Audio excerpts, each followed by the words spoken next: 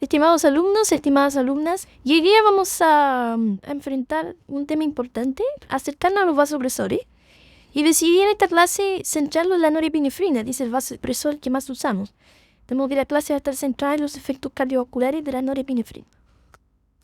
Los objetivos son entender las complejidades y los efectos cardiovasculares de la norepinefrina desde una visión holística, aprender el efecto de norepinefrina sobre la precarga, entender el concepto de la lactancia dinámica y acoplamiento ventrículo arterial, comprender el impacto de la norepinefrina sobre la poscarga, comprender los potenciales efectos directos de la norepinefrina sobre la microcirculación. En general, una práctica bastante común en cuidado intensivo es cuando uno tiene un shock séptico, por ejemplo, y uno indica en la tabla de enfermería ajustar la norepinefrina para una presión arterial media mayor de 65, cuando el paciente esté hipotenso y no ha respondido al volumen, o si está demasiado hipotenso y simultáneamente empieza vasopresores junto con volumen, en general se ajustan con una norepinefrina para una presión arterial media mayor de 65. Pero les quiero demostrar en esta clase de que esa es una forma bastante reduccionista y bastante pobre, digamos, para indicar una droga de las complejidades que tiene este vasopresor. Como vamos a ver, la norepinefrina tiene efectos en el lado venoso, en el corazón, en la red arterial y en la microcirculación. Y la verdad es que estos efectos pueden ser eventualmente antagónicos entre sí, pueden ser complementarios. La verdad es que es bastante difícil y probablemente los parámetros que nos permiten predecir cuál va a ser el efecto final de la norepinefrina cuando indicamos la droga en un paciente son bastante erráticos, por así decirlo, y no los entendemos muy bien. Y nos gustaría en esta clase dar algunas luces acerca de cómo podemos aproximarnos al problema. Primero que nada, la norepinefrina tiene efectos muy potentes en el lado venoso. Esencialmente, esto no es muy conocido por la gente habitualmente que usa la droga. En el lado venoso, la norepinefrina en dosis incluso bajas, más bajas que a veces las que tienen efecto en la parte arterial, aumenta el tono venoso, produce vasoconstricción venosa, aumenta por lo tanto el volumen estresado, ¿cierto? Obviamente el volumen no estresado se aprieta hacia el centro y se aumenta el volumen estresado. Al aumentar el volumen estresado, aumenta la presión media y N sistémico, que es como la presión, ¿no es cierto?, que empuja el flujo hacia el corazón derecho. Por lo tanto, aumenta el driving pressure para el retorno venoso. Y en este sentido, en pacientes que están precarga dependientes, y yo les pongo norepinefrina, la norepinefrina en el fondo va a aumentar el retorno venoso y por lo tanto va a aumentar el stroke volume. Por lo tanto, si a mí me preguntan si yo uso norepinefrina y aumenta el gasto o aumenta el stroke volume, ¿cuál es el efecto principal o cuál es el mecanismo principal? Probablemente va a ser aumentando el retorno venoso, igual como lo hacen las cargas de fluido en pacientes precarga dependientes. Si uno mira la curva entre precarga y stroke volume, uno ve, digamos, de que se parece, que es como la curva Stalling, ¿no? Que hay una parte donde si yo voy aumentando la precarga, va aumentando el stroke volume. Esta es la parte ascendente de la curva en la cual todos nosotros estamos habitualmente. Pero llega un momento en que la precarga, ¿no es cierto?, ha aumentado lo suficiente, probablemente supera la capacidad del corazón de eyectar hacia adelante, y en ese momento, ¿no es cierto?, decimos en la parte flat de la curva de Stalling, o en la parte donde en la práctica, aunque pongamos más volumen, no aumenta el gasto cardíaco o el stroke volume. Si uno mira la variabilidad del volumen sistólico, la variabilidad del volumen sistólico, un predictor dinámico, va a ser bastante alta, y cuando estamos en la parte ascendente de la curva de Stalling, que va a bajar, o se va a hacer plana, cuando estamos en la parte flat de la curva de Stalling. Por lo tanto, si uno usa norepinefrina y la norepinefrina aumenta la precarga y aumenta el stroke volume, probablemente los pacientes que eran precarga dependiente lo podemos transformar en precarga independiente al usar la droga. La misión esencial del manejo del shock es aumentar el flujo. Y el flujo lo vamos a aumentar en pacientes precarga dependiente para impactar la target. La target puede ser perfusión periférica, saturación venosa, gradiente veno arterial de CO2, lo que ustedes quieran. Entonces, el principio general es que tenemos que aumentar el flujo sistémico para mejorar la variable que queremos corregir, que es una variable que está señalando de que hay hipoperfusión. En pacientes con precarga dependencia, la respuesta obvia, ¿no es cierto?, para mejorar el flujo es, antes que pensar en inotrópico, etc., es poner volumen en cargas rápidas para impactar la presión media en el sistémico, mejorar el retorno venoso y mejorar el gasto cardíaco. Eso es lo que llamamos precarga dependencia. Y frente a la precarga de dependencia, cuando queremos subir el gasto, tenemos dos opciones: o poner volumen en carga o poner norepinefrina. La norepinefrina en la práctica va a producir el mismo efecto que el volumen. Aquí tienen un cuadro que es bastante ejemplificador en ese sentido. Nosotros tenemos un trigger. El trigger significa un gatillo para reanimar. Supongamos que ese trigger es mala perfusión periférica. Nosotros evaluamos la precarga de dependencia. Si está positiva, ponemos una carga de volumen, vemos que sube el gasto, el flujo. ¿Mejoramos la perfusión periférica o no? Si no la mejoramos, evaluamos los límites de seguridad de la carga, es decir, si la PVC ha subido más de 5, etc. Y evaluamos la precarga de dependencia para ver si ponemos más volumen. Sin embargo, esto mismo que ponemos Fluid Challenge, o sea, aporte carga de volumen, podríamos hacerlo con norepinefrina. De hecho, en pacientes que tienen presiones diastólicas muy bajas, están muy vasopléjicos, tienen mucho capillary leak, la verdad es que ponemos la norepinefrina junto con el volumen o incluso antes del volumen para apretar, ¿no es cierto?, y mejorar el flujo sistémico. Cuando uno quiere tener una mirada un poquito más holística, recientemente Daniel de Backer publicó este algoritmo que se puede ver un poquito complejo si uno lo mira al principio, en el British Journal of Anesthesia, en una editorial junto con Michael Pinsky, y eso es el impacto de cómo la norepinefrina puede impactar ahora el stroke volume y el gasto cardíaco. Primero, la norepinefrina es un vasopresor de efecto mixto, ¿verdad? Alfa y beta. Por lo tanto, por el lado alfa, vasoconstrictor, va a aumentar, como decía antes, el retorno venoso, la presión media en el sistémico y por lo tanto va a mejorar la precarga. Y los pacientes que mejoren la precarga va a aumentar el stroke volume, obvio, ¿cierto? Segundo, el estímulo alfa adrenérgico va a producir un aumento de la presión diastólica y va a aumentar la presión coronaria, de perfusión coronaria. Va a mejorar la perfusión coronaria y al mejorar la perfusión coronaria va a aumentar la contractibilidad, ¿cierto? El corazón se va a punchar con más energía y eso va a producir un aumento de stroke volume. En tercer lugar, sin embargo, y esto es más impredecible, digamos, la norepinefrina puede aumentar la postcarga y con el aumento de la postcarga pueden pasar dos efectos. Uno agudo y de corta duración, que es el efecto AMRAC, donde el aumento de la postcarga genera efectos bioquímicos y biomecánicos en el corazón que hace que se libere más calcio y transitoriamente aumenta la contractilidad para combatir fisiológicamente este aumento de la postcarga. Pero este efecto AMRAP dura 1 hora más o menos y tiene que ver con señales bioquímicas que se activan en el interior del miocito. Pero también, por supuesto, y como es obvio, sobre todo en un corazón disfuncionante, el aumento de la postcarga puede hacer caer el stroke volume y en ese sentido tener un efecto negativo sobre el aumento del gasto que podría inducir norepinefrina. De modo que alguien podría decir, bueno, pero doctor, aquí falta, ¿no es cierto?, el efecto beta. Bueno, ahora mirando hacia la derecha, vemos el efecto beta adrenérgico. Ya decíamos que la norepinefrina estimula alfa y beta. El beta 1, produce un aumento de la contractilidad que no es tan intenso, que es más bien evanescente, o sea, que es más intenso al principio y después se va perdiendo un poquito por desensibilización de los receptores, y este aumento de la contractilidad puede aumentar el stroke volume. Y la sumatoria de los efectos en la postcarga y en la contractilidad pueden variar lo que llamamos el acoplamiento ventricular arterial, que es la relación entre la eyección del corazón, ¿no es cierto?, y el impacto en la presión de pulso, la presión inicial de la aorta. Esta puede en general aumentar. Si aumenta el stroke volume, digamos, por efectos combinados, va a aumentar la presión de pulso y por lo tanto va a tener un aumento simultáneo de eyección cardíaca y aumento de presión de pulso que se va a transmitir hacia la red arterial. Y eso es un efecto positivo, por supuesto.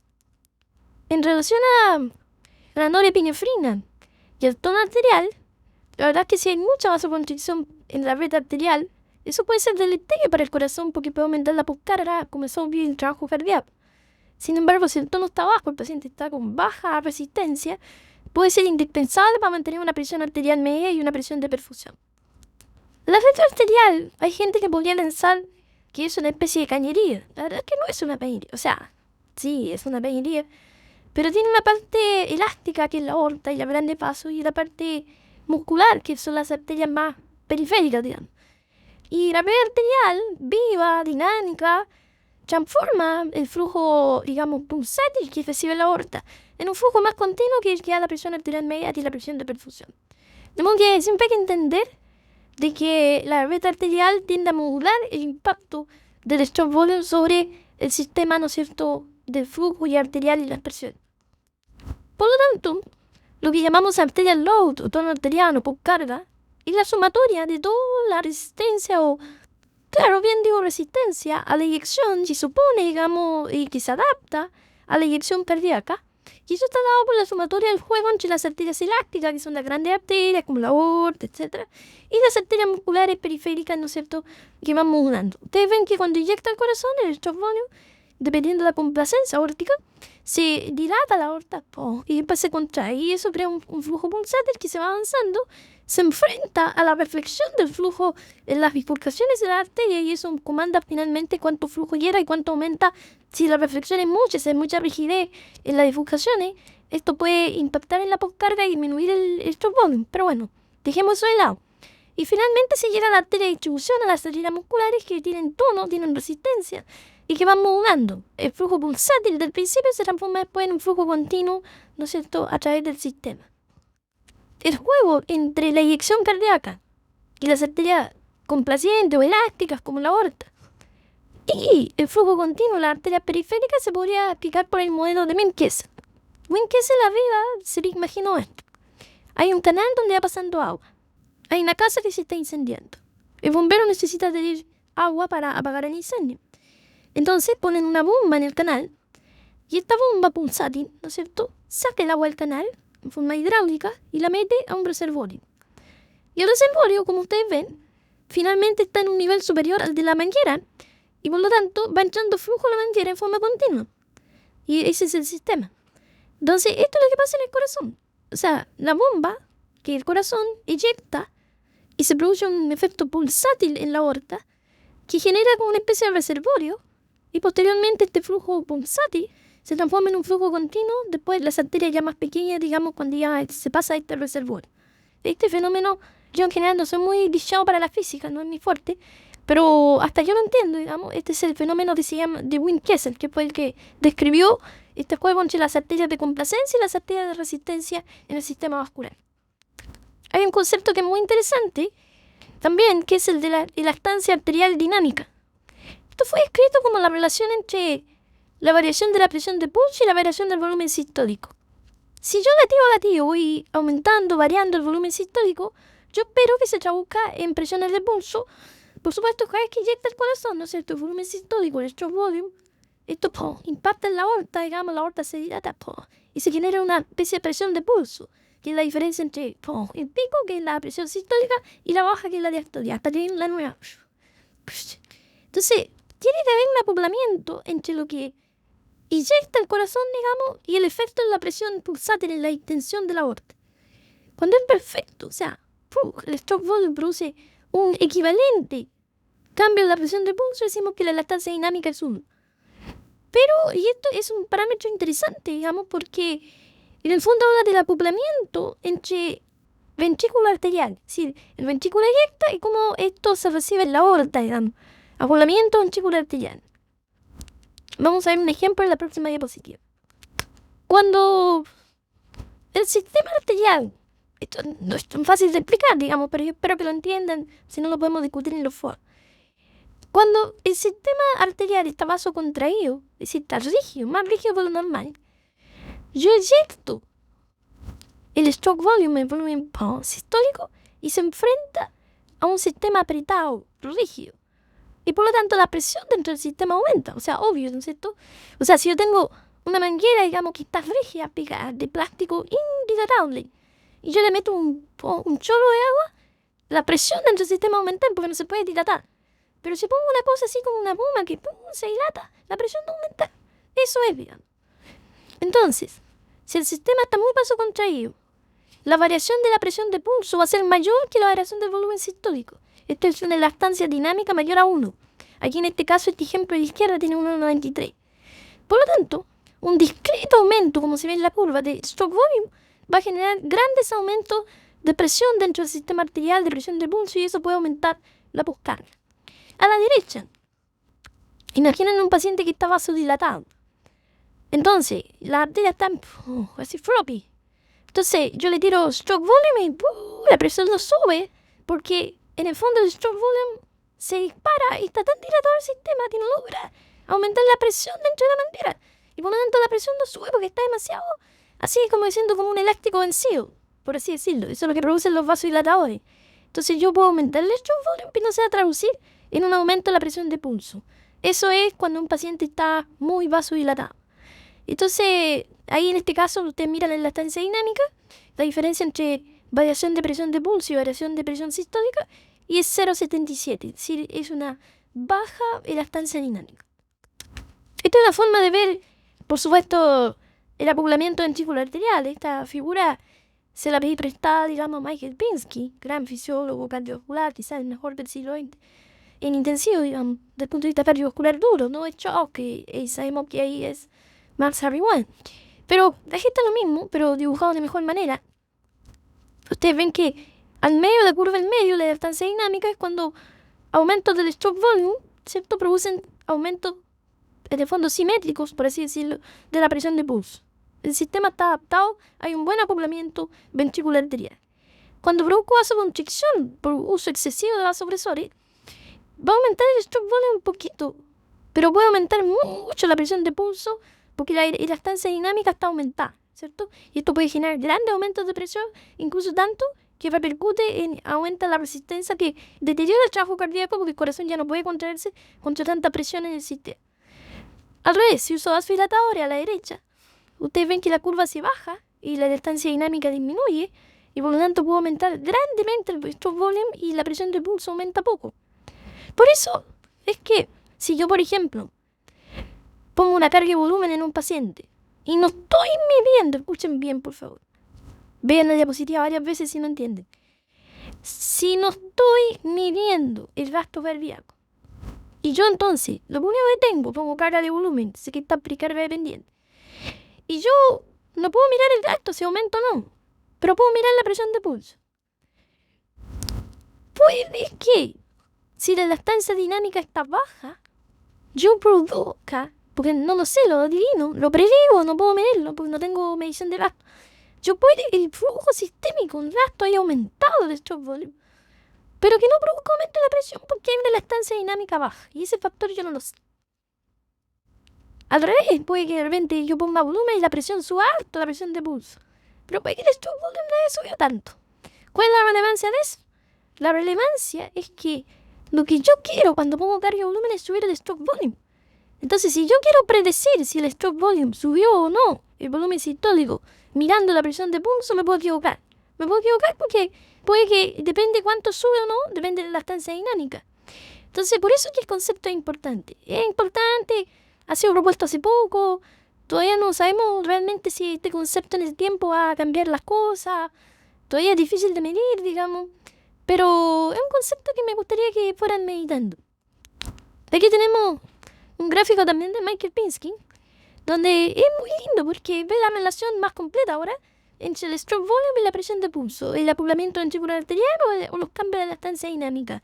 Por ejemplo, hacia la derecha y arriba, ustedes hacen carga de volumen, paciente precardia dependiente, le aumentan catecolamina y ustedes ven que aumenta la presión de pulso y aumenta el stroke volume. Es un perfecto acoplamiento ventricular arterial. Si usan vasopresores puros, sin volumen, sin precarga clara, ustedes ven que puede aumentar la presión, pero puede caer el stroke volume, ¿cierto? ¿Qué es lo que importa? Si yo uso vasodilatadores, puede que aumente el stroke volume, pero la presión de pulso caiga. O sea, mejora el flujo, pero cae la presión. Y si uso un buena hemorragia, falla cardíaca, puede caer las dos cosas. O sea, uno tratando de imaginar lo que está el paciente con este gráfico en la mente, puede entender mucho mejor lo que está pasando a nivel hemodinámico. Y esto es lo que siempre hemos hablado, la relación entre presión y flujo. Lo que hablé hasta ahora, estos últimos 10 minutos, demuestran, digamos, que no siempre presión es igual a flujo. Puede que la presión no aumente, pero aumente el flujo. Y lo que yo quiero es subir el flujo. Así que piénsenlo, medítenlo, estudienlo. Aquí hay un paciente muy interesante que ejemplifica. Tengo arriba un monitor cardíaco y abajo tenemos un Doppler esofágico. El paciente estaba con norepinefrina 0,9 gamma por kilo minuto, una dosis súper alta. La PAMI estaba en 71, el volumen sistólico en 42, la presión de pulso en 45 y la variación de volumen sistólico 13%. Es decir, diríamos que estaba en una situación más o menos no tan buena, digamos, porque un volumen sistólico de 42 cuando lo normal es 80, 100, es bajo. Entonces lo que se hizo fue bajar la norepinefrina. Y ustedes ven que al bajar la norepinefrina la presión arterial media cayó de 71 a 61, es decir, probablemente perdimos vasoconstricción arterial, perdimos también vasoconstricción venosa porque la variación de volumen sistólico aumentó de 13 a 22, se puso más precardia dependiente. Sin embargo, al vasodilatarlo, el volumen sistólico subió a 90 y la presión de pulso subió a 61. Es decir, a ver, uno mirando así de lejos, uno dice el paciente perdió presión, o sea, cayó de 71 a 61, perdió presión arterial media. Pero ganó lo que es más importante, ganó gasto cardíaco, ganó volumen sistólico. ¿Por qué? Porque el corazón trabajó mejor así, con menos resistencia a la inyección a poscarga y ¡pum! Subió la presión de pulso y subió el volumen sistólico. Esto señala la importancia de ir pensando como un ejemplo. Vean el ejemplo, piensen. Por lo tanto, enfatizando, en el tono arterial la norepinefrina puede ser compleja. Si el tono arterial es muy alto, puede ser deleterio para el corazón. Si está muy bajo, puede ser indispensable. Si está muy bajo, puede no ser bueno, digamos, porque hay que mantener la PAM y la presión de perfusión. Hay que buscar el tono arterial o la dosis de norepinefrina que sea mejor para la presión y mejor para el corazón.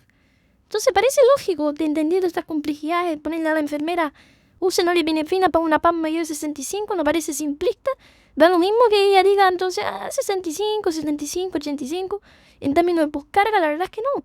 Puede haber importantes efectos en el corazón que no podemos predecir con una indicación tan simplista, digamos, como la que dice ahí. ¿Cuál es la relevancia de la PAM? La autorregulación del flujo de Goldberg y la respuesta de los vasoreceptores depende de la PAM, más que de las presiones diastólico-sistólicas. El gradiente de PAM y presión auricular derecha es como algunos dicen que la driving pressure para la perfusión de órganos. Siempre decimos al principio hay que empezar con una PAM de 65 a 75 porque puede ser la mínima para perfundir órganos. Y hay una resistencia, ¿no es cierto?, a factores confundentes. Cuando pensamos en la driving pressure para los distintos órganos, la diferencia entre presión arterial y la presión de salida venosa, digamos, la presión del cerebro es la presión arterial media, la presión de entrada y la presión de salida, así que se puede medir en las PVC o la presión intracranial. En el corazón es la presión diastólica, que es la presión de entrada de las coronarias, y la salida puede ser la presión intratorácica o la PVC. En los riñones puede ser la presión arterial media de entrada y la salida puede ser la presión intraabdominal o la PVC, lo mismo que en el intestino. La autorregulación es definida como la capacidad intrínseca de los órganos de mantener un flujo constante a pesar de los cambios en la presión de perfusión. Los órganos aumentan su flujo individual para adaptarse a la necesidad metabólica, se van vasodilatando o vasoconstrayendo, dependiendo, digamos, de la presión de entrada. En el shock, la vasoconstricción simpática y no los efectos metabólicos constituyen el determinante primario de la distribución de flujo entre órganos. La densidad de receptores alfa es mayor en piel y músculo esquelético, es menor en el intestino y menor aún en el riñón. El corazón casi no tiene receptores alfa y el cerebro no tiene. Así que eso explica, digamos, por qué la activación del simpática produce efectos distintos en los distintos territorios. Se ha especulado mucho acerca de si la autorregulación está preservada en el shock séptico o no. ¿Para qué hay curvas de autorregulación? En el eje, digamos, en la izquierda está el flujo y la presión abajo. Ustedes ven, digamos, la curva de autorregulación normal en negro, donde se ve, digamos, de que el flujo de los territorios se mantiene más o menos constante. Entre presiones arteriales medias de 60 y 120 más o menos, se autorregula. Si la presión sube sobre 120, la presión arterial media, el flujo se dispara. Eso puede ser parte de la encefalopatía hipertensiva. O si la presión cae bajo 60, 55, el flujo de los órganos se decapita. Por eso que la hipotensión tan extrema no la podemos tolerar. En los pacientes hipertensos crónicos se piensa que la curva de autorregulación está desplazada hacia arriba y a la derecha. Es decir, los pacientes necesitan más presión para mantener el flujo porque el sistema está más rígido y para tener daño en los órganos también presiones más altas. No se sabe qué pasa en el shock. Hay una línea teórica de puntos que va a una línea recta prácticamente, que hay gente que piensa que en el shock el flujo de los órganos depende de la presión arterial media. Si la presión arterial media se decapita, el flujo cae directamente. Como que se dice que en el shock avanzado se ha perdido la autorregulación, por lo tanto pequeñas caídas de presión pueden causar grandes caídas de flujo. En situación normal, esto está tamponado, está dampeado, digamos, porque se autorregula. En el shock, si se pierde, cae la presión, cae el flujo, cae la presión, cae el flujo. Se pierde distinto a una persona normal. Por lo mismo, es complejo entender por qué, digamos, o dicho de otra manera, es difícil entender por qué no nos hemos puesto de acuerdo en las guidelines respecto a cuál es la presión arterial óptima en distintas circunstancias. Desde hace años y años escucho repetidamente a la gente decir que los pacientes hipertensos crónicos hay que subir más la presión porque son pacientes que necesitan presión arterial media más alta, etc. Se han estudiado en estudios clínicos como el de ASFAR, en estudios fisiológicos, etc. Y hasta el momento no hay claramente una respuesta. La mejor respuesta que se me ocurre a mí es que, si yo parto animando a un paciente y empiezo a vasopresores, yo tengo que primero lograr una presión de 65, que es lo que dicen todos. Después tengo que ver qué le pasa al paciente con eso. A lo mejor se reperfunde, a lo mejor mejora. Si no mejora y es previamente hipertenso, yo sería subirle la presión a 80, 85, como sugiere el trabajo de ASFAR, pensando que autorregulan la presión es más alta, necesitan presiones más altas. Si eso no resulta, yo vuelvo la presión a lo basal. Pero probablemente la presión arterial media hay que individualizarla según las características de cada paciente.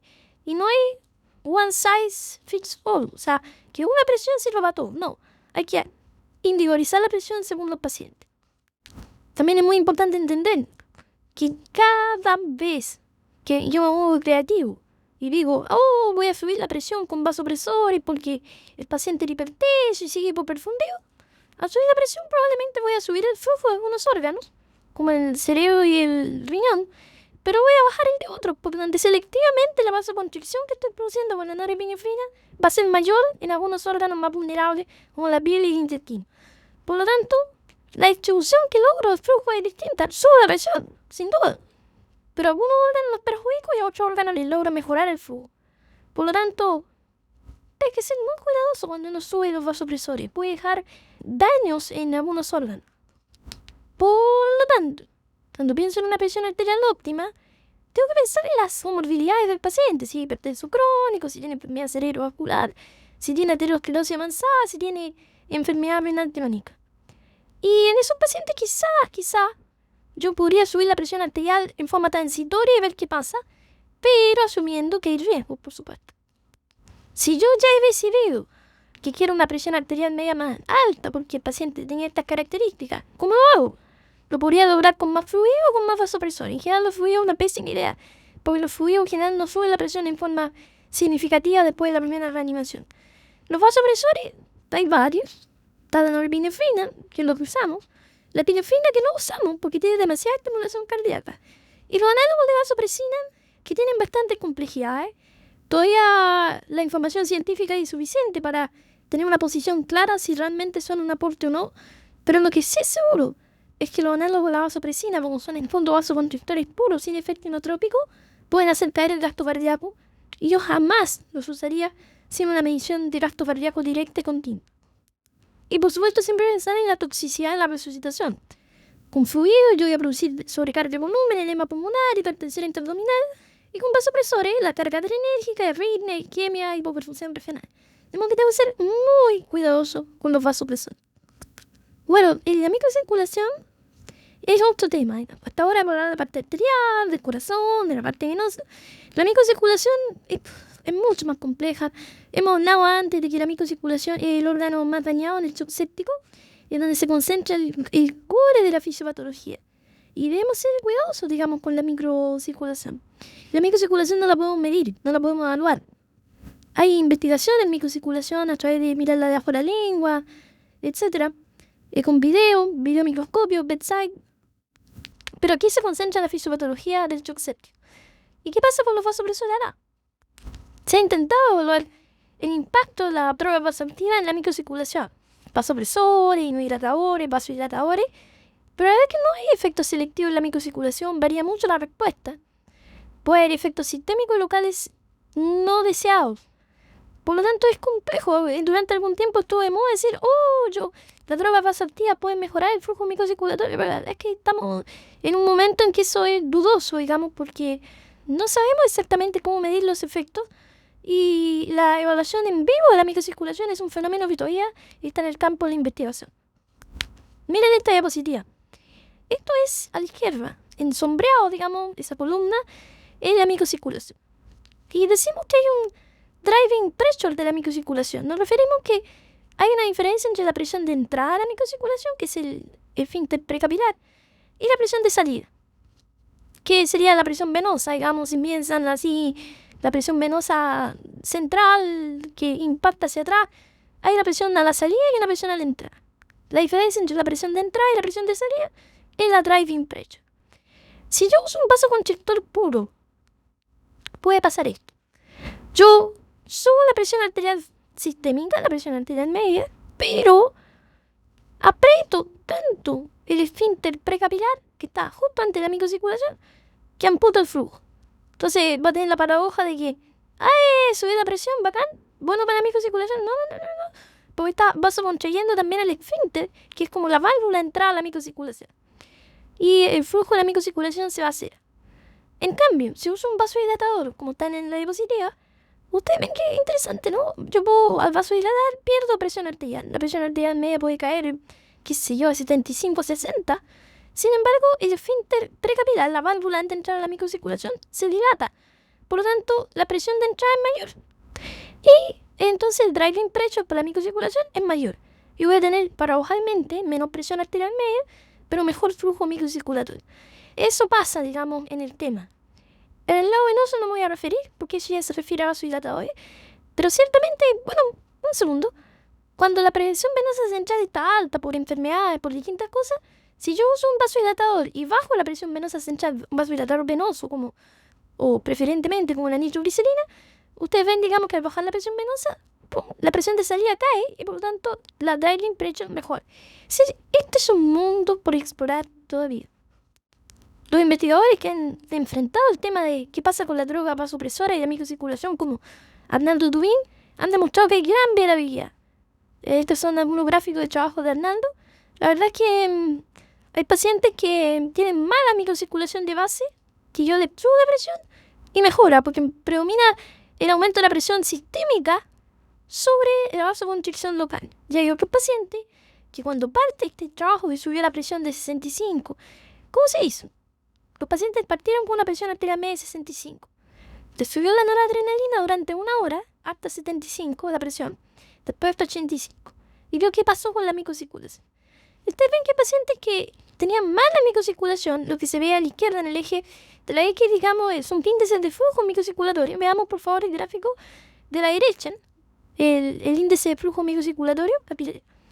Y el valor normal es 3. Y ustedes ven que hay pacientes que tienen 1, 0,5, 0.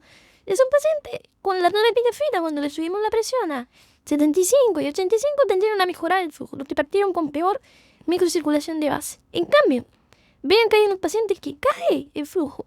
Y esos pacientes que caen el flujo son pacientes en general que al empezar a subir el vasopresor tenían mejor microcirculación de base.